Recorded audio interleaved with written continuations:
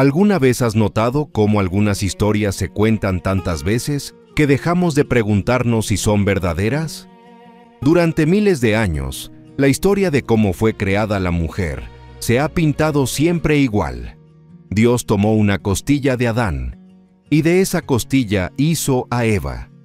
La escuela dominical lo enseñó, los artistas lo esculpieron, los predicadores lo repitieron. Pero, ¿y si la historia fue mal traducida?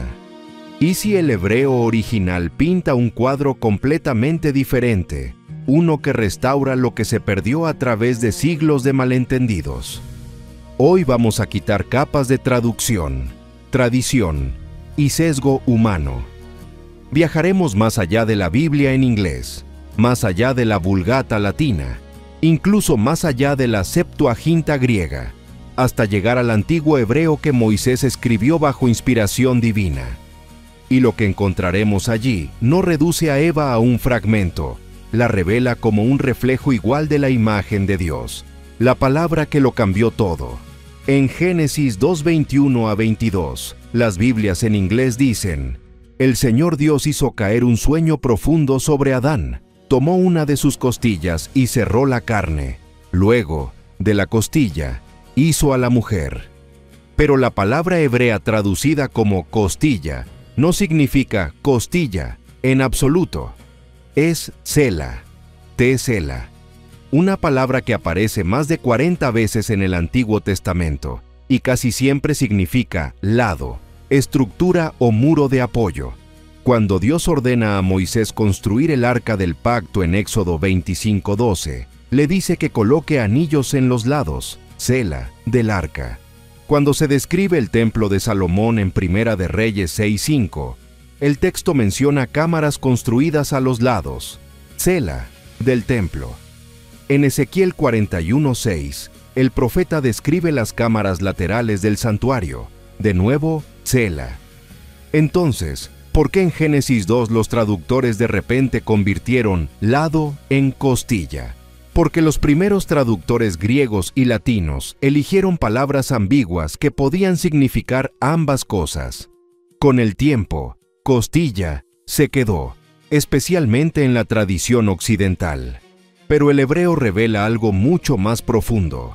Dios no tomó un hueso, dividió un ser, no quitó una pieza extra, sacó un lado completo de la esencia misma de Adán. Eva no fue hecha de un fragmento, fue formada de la mitad de lo que antes era uno solo. Dos partes completas diseñadas para estar frente a frente, no una encima de la otra. Una unidad oculta. Regresemos a Génesis 1:27. Y creó Dios al ser humano a su imagen, varón y hembra los creó. Nota esto. Antes de que Eva fuera nombrada, la Escritura ya llama a la humanidad varón y hembra.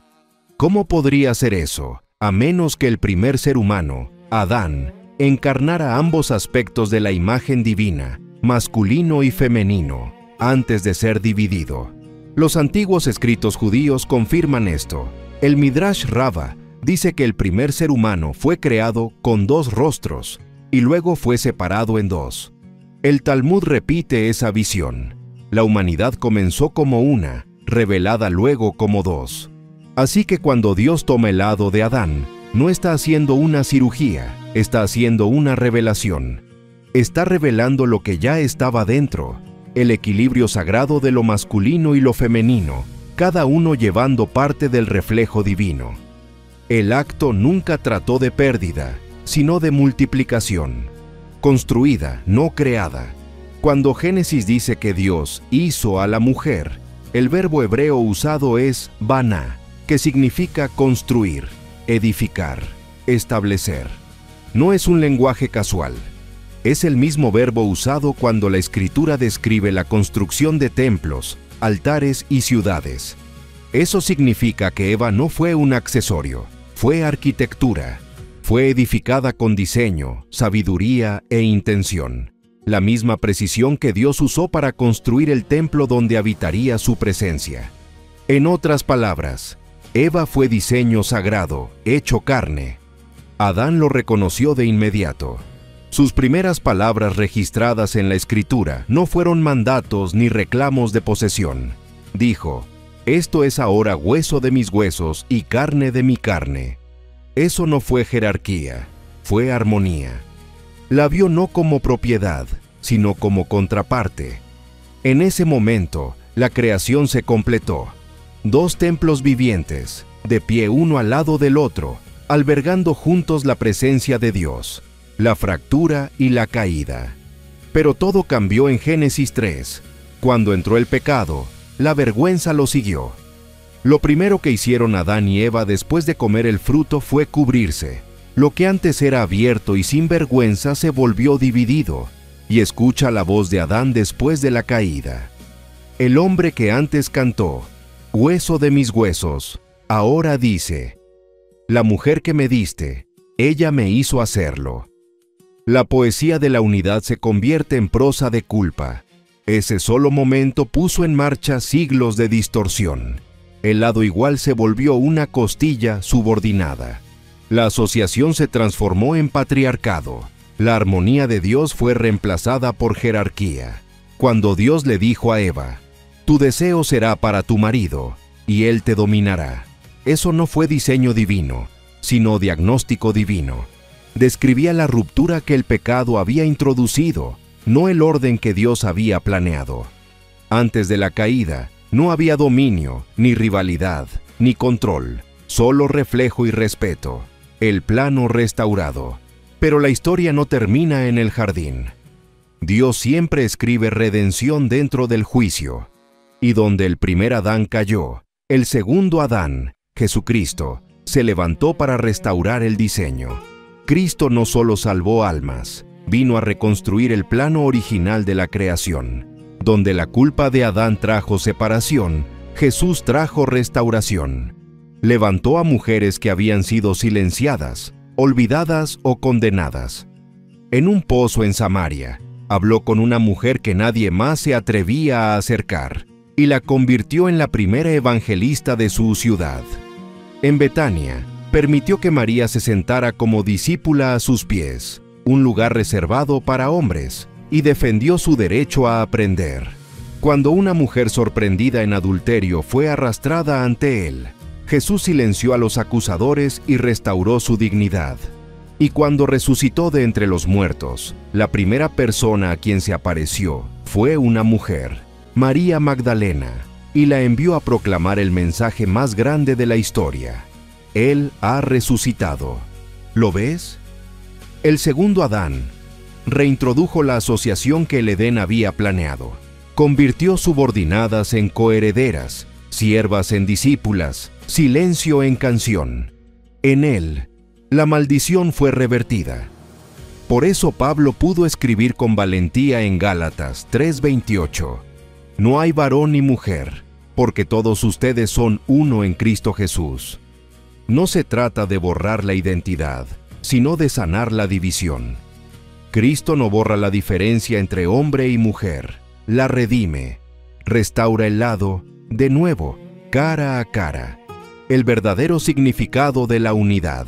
Entonces, ¿qué significa esta revelación para nosotros hoy? Redefine el matrimonio, el ministerio y la comunidad. El matrimonio no es una cadena de mando, es un pacto de comunión. Dos que se vuelven uno no significa que uno desaparezca en el otro, sino entrega mutua, fuerza compartida, asociación sagrada.